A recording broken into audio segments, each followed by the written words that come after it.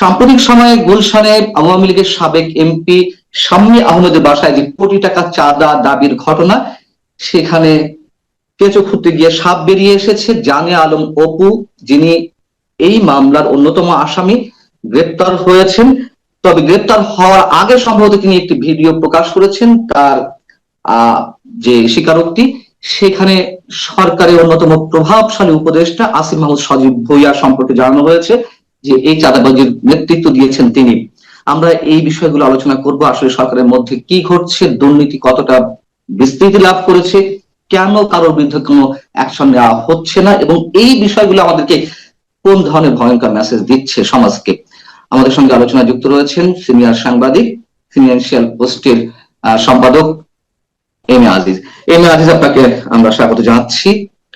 এবং যে বিষয়টি ভাইরাল হয়েছে 35 মিনিটের ভিডিও, জানে আলম অপুর স্বীকারোক্তি, আপনি বিষয়টিকে কিভাবে দেখবেন? দেখেন, আমি আপনাকে ধন্যবাদ। আমি কিন্তু ভিডিওটা জানলাম, অপুর ভিডিওটা পুরোটা দেখেছি এবং আমি কালবেলাটা মেইনলি দেখেছি, নিউজও দেখেছি। এটা একটা ভয়ঙ্কর দৃশ্য।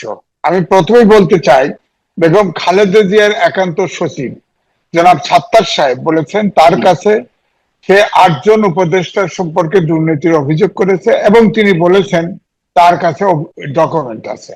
অথচ এই ব্যাপারটি বিএনপির পক্ষ থেকে বিএনপির মহাসচিব ফখরুল ইসলাম আলমগীর বলছে তার ব্যক্তিগত কথা, কিন্তু তিনি তো একজন সাবেক সচিব ছিল, তাকে আজ পর্যন্ত কিন্তু কিছু ডকুমেন্ট চাওয়া হচ্ছে না, জিজ্ঞাসা করা হচ্ছে না, কিন্তু তাকে কন্ডেম করা হচ্ছে। মন্ত্রী পরিষদ সচিব সম্ভবত চেয়েছেন তার কাছে যে কোনো অভিযোগ থাকলে তাদের কাছে যেন পাঠানো হয়, ডকুমেন্ট থাকলে পাঠানো যায়।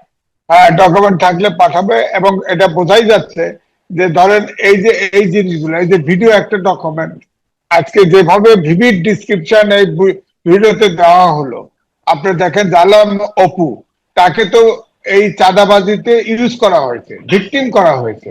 নাইলে সে এইভাবে কিন্তু ভিডিও করে সে পরিকল্পিতভাবে ভিডিও, কারণ যে প্রসেসে তাকে নিয়ে যাওয়া হচ্ছে এবং তাকে ব্যবহার করা হয়েছে, হ্যাঁ, এবং এটা সজীব ভুঁইয়া মূলত এটা কাজটা করেছে।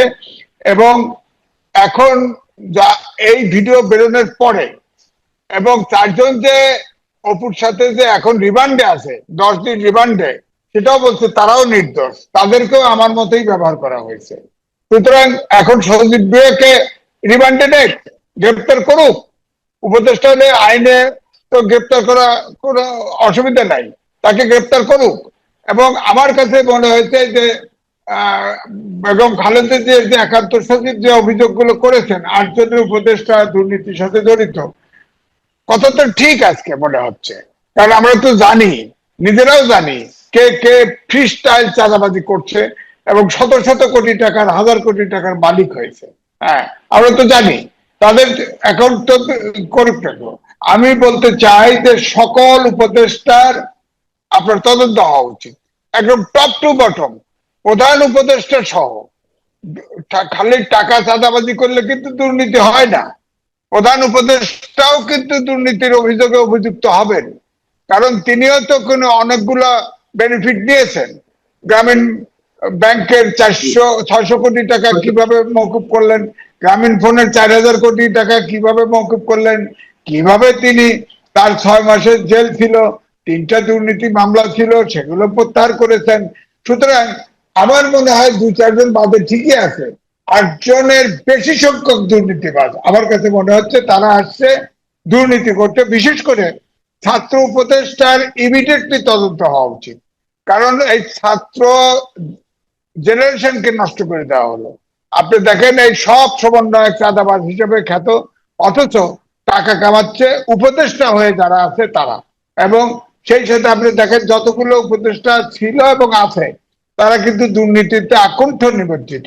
এবং এই যত চাঁদাবাজি, হয়তো এটা অন্যের ঘরেও দোষ চাপানো হয়, কিন্তু এরপরে কি বলবে বলেন, কি বলার আছে? যে এত প্রমাণ, সে জীবন বাঁচানোর জন্য এই ভিডিওটা করে দিয়ে চলে গেছে। এবং সোজা কথা নাকি, আপনি ধরেন 25 মিনিটের ভিডিও করে ছেড়ে দিয়ে গেছে, তাকে এখন কিভাবে আর তো জনগণ। আপনার কাছে এই ভিডিও সম্পর্কে কি কোনো ধরনের কোনো কনফিউশনের জায়গা আছে? না কেউ না, বলছেন।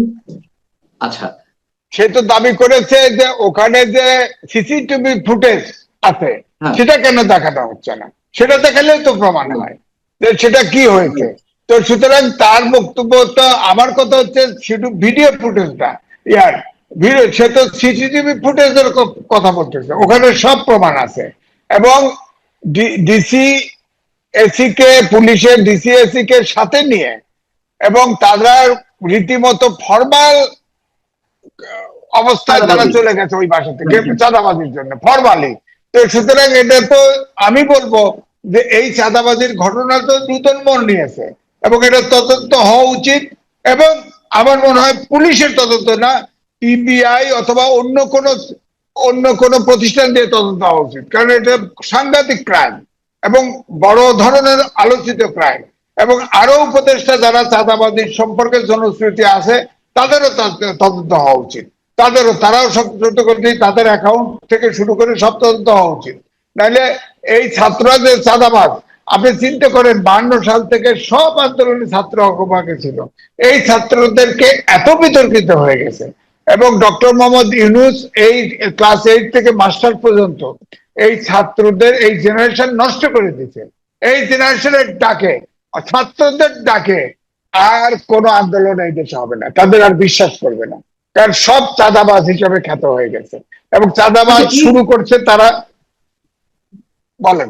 এই বিষয়টিকে আপনি মানে মানে এই যে ন্যাক্কারজনক ঘটনাটি, দুর্নীতি হয় সাবেক সরকারের, অনেক সরকারের মন্ত্রীরা দুর্নীতি জড়িয়েছেন, আমলারা দুর্নীতি জড়িয়েছেন, এগুলো নিয়ে নতুন করে আলোচনা কিছু নেই, এগুলো আমরা জানি।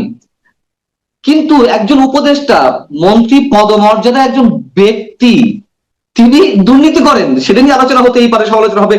কিন্তু চাঁদাবাজির জন্য রাত 4টায় একজন মন্ত্রী মোটরসাইকেল নিয়ে নেমে যাবে ডিরেকশন দেওয়ার জন্য, যারা অপারেশন করবে তাদেরকে, এটি আমরা কিভাবে ব্যাখ্যা করব? মানে এর ব্যাখ্যার জায়গাটি না কোথায়? না, এখন আমি এটার জন্য উপদেষ্টা পরিষদের প্রধান, চিফ অ্যাডভাইজার, প্রধান উপদেষ্টার কাছে জবাবদিহি চাইবো, কারণ দেশের মালিক কিন্তু আমি। ওনারা জি, দেশে আমাদের প্রতিনিধি হিসাবে ওনারা দায়িত্ব নিচ্ছেন দেশ পরিচালনার জন্য। এইভাবে তার একজন উপদেষ্টা মোটরসাইকেল নিয়ে গুলশানে উপস্থিত থেকে বাহিনী পাঠে মব তৈরি করে, এবং ডিসি এসি পুলিশের নিয়ে মব তৈরি করে ফরমালি এই চাঁদাবাজিটা করলো প্রশাসনকে ব্যবহার করে। সুতরাং তার তো কঠিন বিচার হওয়া উচিত।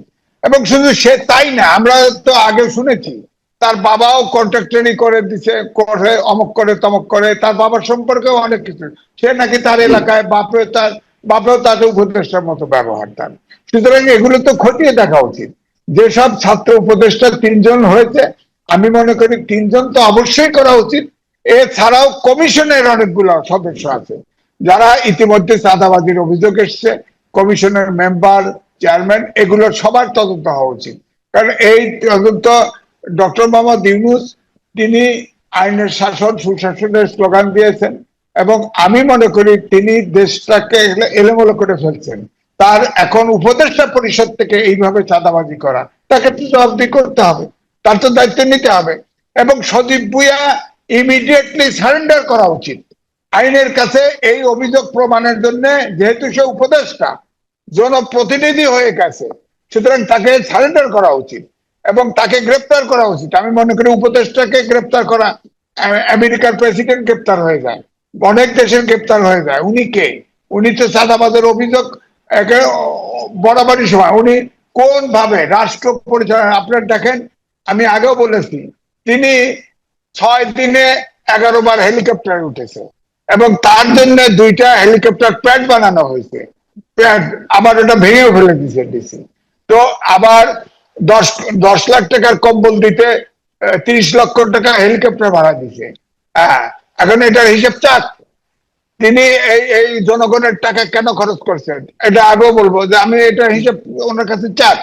এবং এই শুধু এই হিসেবটা না, করে দেবেন। পুরা এটা সরকার দেবে, ডক্টর মোহাম্মদ ইউনূস নেবে, তিনি আমরা সরকার কি প্রধান, সেটা আশা তিনি করতে পারি? নেবেন। তিনি আজ পর্যন্ত কোনো হ্যাঁ, জবাবদিহিতা করেছেন?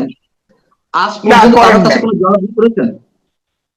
না, উনি তো কেন সরকারে বসে আছেন তাও তো বুঝতেছি না।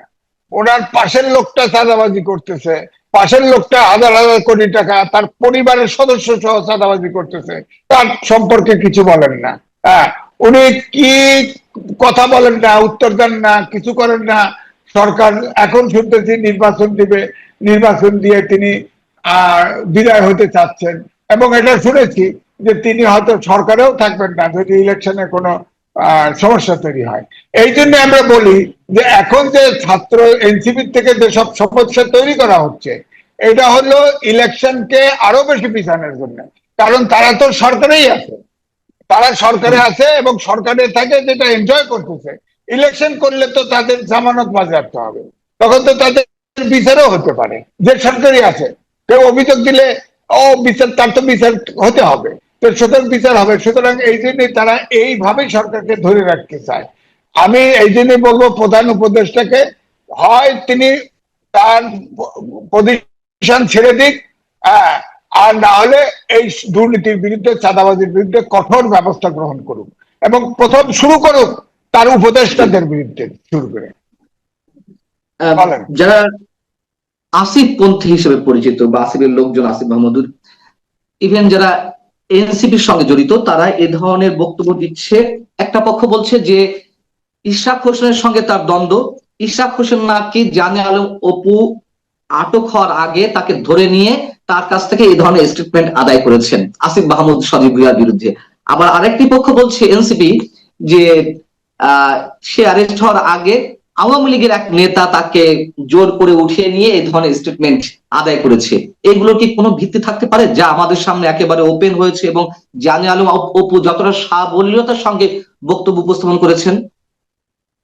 না, তিনি তার যে নিউজগুলো পত্রিকায় হয়েছে এবং যেভাবে ভিডিও সে এক্সপ্রেস করেছে, এটা কোনোভাবেই মিথ্যা, কেউ বিশ্বাস করবে না, এটা সত্য।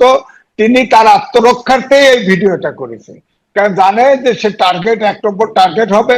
কারণ সেই যুগ্ম সম্পাদক, সেই নেতা, তাকে ব্যবহার করা হবে, তাকে যে কোনো মুহূর্তে গ্রেপ্তার করা হতে পারে। সে এও বলেছে তাকে মেরে ফেলা হতে পারে, তাকে আয়নাঘরের মতো করে রাখা হতে পারে। এই জন্য সে ভিডিওটা দিয়ে গেছে, তার জীবনে রিস্ক নিয়ে দিয়ে গেছে সে। সুতরাং এখানে অন্যকে দোষ দিয়ে কোনো লাভ নেই, কোনো দোষ লাভ নেই। তাকে সে ভিডিও দিছে, এটা সবাই বিশ্বাস করেছে, আমি অন্তত বিশ্বাস করেছি, নিশ্চয়ই আপনিও করেছেন, এতগুলো পত্রিকা নিউজ করেছে। এবং এটা শুধু তার কাছে না, এই দুর্নীতির এই খবরটা সাংবাদিকের হাতেও আছে, সাংবাদিকের হাতেও আছে, তো তার কাছেও ডকুমেন্ট আছে। সুতরাং এটা মিথ্যা প্রমাণ করার কোনো সুযোগ নেই। তাকে অবশ্যই সজীব ভুঁইয়াকে কাঠগড়ায় নেওয়া উচিত, এবং শুধু তাই নয়, এই উপদেষ্টা পরিষদের পুরো তদন্ত হওয়া উচিত। কারণ এই যে ধরেন, আমি বললাম না, বেগম খালেদা জিয়ার একান্ত সচিব, তিনি তো বলেছেন 8 জন দুর্নীতি করেছেন, তার ডকুমেন্ট আছে। ডকুমেন্ট চেয়েছে, তাই ইশারা করছেন, চেয়েছে ডকুমেন্ট দিলে গায়েব করে দিবে। পাবলিকলি হওয়া উচিত, উনি পাবলিকলি বলেছে। আমরা জানতে চাই, শুনতে চাই কোন কোন উপদেষ্টার কথা তিনি বলেন, এবং কোন কোন উপদেষ্টার কি কি ডকুমেন্ট আছে, এটা পাবলিক করা হোক, পাবলিক করা হোক। আমরা গোপনে গোপনে কোনো বিচার চাই না চাঁদাবাজি, কারণ চাঁদাবাজি সারা বাংলাদেশে মহামারী আকার ধারণ করেছে। এদের থেকে যদি আপনার উদ্ধার না হতে পারি, এই চাঁদাবাজি যদি বন্ধ করা না যায়, তাহলে দেশটা কিন্তু অগ্রগতি, গণতন্ত্র এবং আইনের শাসন, সুশাসন কোন অবস্থাতেই বাস্তবায়ন হবে। কি মনে হয় আব্দুল সাত্তার সাহেব, বেগম খালেদা জিয়ার একান্ত সচিব, তিনি যে খুব বোল্ডলি এই কথাগুলো এক্সপোজ করলেন, তিনি হঠাৎ করে চেপে গেলেন কেন? তার নিজের দলের ঊর্ধ্বতন কারোর চাপে, নাকি অন্য কারোর হুমকিতে? না, বিষয়টা হলো তিনি একজন সাবেক সচিব ছিলেন। এখন প্রশ্ন হচ্ছে তিনি বেগম খালেদা জিয়ার একান্ত সচিব, তার মানে সে এখন ভারপ্রাপ্ত চেয়ারম্যানের একান্ত সচিব। এখন দলের পক্ষ থেকে যখন তাকে বলেছে, সে তো আসলে চাকরিজীবী, এবং সে কিন্তু কোনো ফান্ড থেকে, সরকারি ফান্ড থেকে, বেসরকারি ব্যক্তিগত ভাবে বেগম খালেদা জিয়া এবং তারেক রহমানের চাকরিজীবী সে। তারা যেহেতু আপত্তি করেছে, সে হয়তো চেপে আছে। কিন্তু তিনি তো গোপনে এই অভিযোগ করেন নাই, তিনি প্রকাশ্যে, তার বক্তব্য তো আমি শুনেছি, তার বক্তব্য আমি নিজে শুনেছি, তিনি তো প্রকাশ্যে বলেছেন। এখন এটা তো তিনি সরকার বলুক, খণ্ডন করুক, সরকারের পক্ষ থেকে খালি ডিনাই করা হয়েছে, এখন কাগজ চাওয়া হয়েছে, তার কাছে প্রমাণ থাকলে জানান। প্রমাণ থাকলে ডেভেলপমেন্ট সবার পক্ষে অভিযোগ তদন্ত করুক, রীতিমতো তদন্ত করুক, তদন্ত করে এই যে সন্দীপ ভুইয়া তো একজন বের হলো। হ্যাঁ, আর দুর্নীতি কিন্তু ডেফিনেশন ভিন্ন, আপনি গুগলে সার্চ দিয়ে দেখেন। হ্যাঁ, অনিয়ম করা, সরকারি কোনো কিছু ব্যবহার করা, অনেক দুর্নীতির অনেক ব্যাখ্যা আছে। খালি টাকা নিলেই দুর্নীতি হয় না, দুর্নীতি কিন্তু অনেক ভাবে দুর্নীতি হয়, এটা বিস্তর ব্যাখ্যা আছে। কিন্তু দুর্নীতি তো ওনারা করেছেন। আমি বলবো আরো উপদেষ্টা আছে, তারাও দুর্নীতি করেছে, এটা প্রমাণ আছে। এবং কমিশনের যে মেম্বার, তারা তো শত শত কোটি টাকা, হাজার কোটি টাকার মালিক হয়ে গেছে। দু একজন আছে তো, দু চারজন। আটজন কোন, হ্যাঁ, আটজন তো কোনো সংখ্যায় কম। এরা প্রতিযোগিতা দিয়ে আপনার, যেমন ধরেন একজন বড় অ্যাডভাইজারের সম্পর্কে অভিযোগ আসছিল, বিদেশে টকশো করে, তারা অভিযোগ করেছে বহুবার, সে এটা ডিনাই করছে, ডিনাই তো করবেই। আমি যদি কোনো খারাপ কাজ অকাম করে থাকি, আমি কি সহজে স্বীকার করবো নাকি? করবো না তো। আপনার যার বিরুদ্ধে অভিযোগ আসছে, একটা লোক দায়িত্ব নিয়ে রিজাইন করছে, এরা সে খাইতে যারা ঢুকছে। এবং আপনি দেখেন কিছু আছে নির্বিকার, কোনো কাজ করতেছে না, উপদেষ্টা আছে, দেশ চলুক আর না চলুক। আপনার স্বাস্থ্য উপদেষ্টা কি কাজ করছে বলেন? এই যে স্কুলটাতে আগুন লাগলো, কোনো দেখছেন? স্বাস্থ্য উপদেষ্টা কোথাও দেখেছেন? কোথাও কোথাও যায়, অথচ আছেন, ওনার চাকরি যায় না, কাজও করবেন না, চাকরিও যায় না। হ্যাঁ, ওরা ইয়ার নিউজের সাক্ষাৎকারে তিনি বলেছেন, যাদেরকে চিনি তাদেরকে উপদেষ্টা বানিয়েছি। এবং অধিকাংশ মানে কি 95% উপদেষ্টা হলো গ্রেটার চিটাগাং, এর বাইরে উনি লোক খুঁজে পান নাই। ওনার ওই এলাকার লোকই হয়েছে। হ্যাঁ, হ্যাঁ, এনজিও এনজিও এনজিও আপনার আছে না? হ্যাঁ, বলেন। খুব গুরুত্বপূর্ণ একটা অভিযোগ দিয়ে, মানে অভিযোগটা উত্থাপনের মাধ্যমে প্রশ্নের উত্তরটা নিয়ে আমরা শেষ করবো আপনার কাছ থেকে। সেটা হচ্ছে, এই ছাত্র উপদেষ্টাদের মধ্যে অন্যতম তথ্য সম্প্রচার বিষয়ক উপদেষ্টা মাহফুজ আলম, তিনি কিন্তু তার বিরুদ্ধে যখন একটা দুর্নীতি অভিযোগ উঠলো, অস্ট্রেলিয়াতে তার ভাইয়ের অ্যাকাউন্টে বা কানাডাতে তার ভাইয়ের অ্যাকাউন্টে একটা মোটা অঙ্কের টাকা লেনদেন হয়েছে, এরকম অভিযোগের পরিপ্রেক্ষিতে তিনি একটি স্ট্যাটাস দিয়েছিলেন ফেসবুকে। সেখানে স্পষ্টভাবে তিনি বলেছেন, যদিও পরবর্তীতে এটি আবার এডিট করেছিলেন, প্রথম পোস্টে লেখা ছিল, আজকাল অনেকের লেজ কাটা যাচ্ছে বলে আমার বিরুদ্ধে লেগেছেন, নতুন একটা দলের কয়েকজন মহারথী এতে জড়িত, সবই প্রকাশ পাবে। একটা সার্কেলে প্রায় সবাই দুর্নীতিগ্রস্ত, কিন্তু একজন কোনো টাকা ধরছেন না, এটা কার সহ্য হবে? নিজে কথা বলছেন। এবং নতুন দল মানে এনসিপি কে তিনি উল্লেখ করেছেন স্পষ্টভাবে।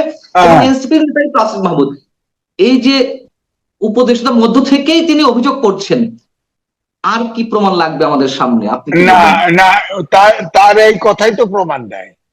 তো সেই তো সাক্ষ্য দিচ্ছে, তারপরে আমার বক্তব্য হচ্ছে, ইমিডিয়েটলি ডক্টর মোহাম্মদ ইউনূস এই ছাত্রদের পক্ষ থেকে, এনসিপির পক্ষ থেকে যে কয়েকজন উপদেষ্টা এখনো আছে এবং ছিল, হ্যাঁ, সবাইকে বের করে দিয়ে তাদের তদন্ত করা উচিত, তাদের কাঠগড়ায় নিয়ে আসা উচিত।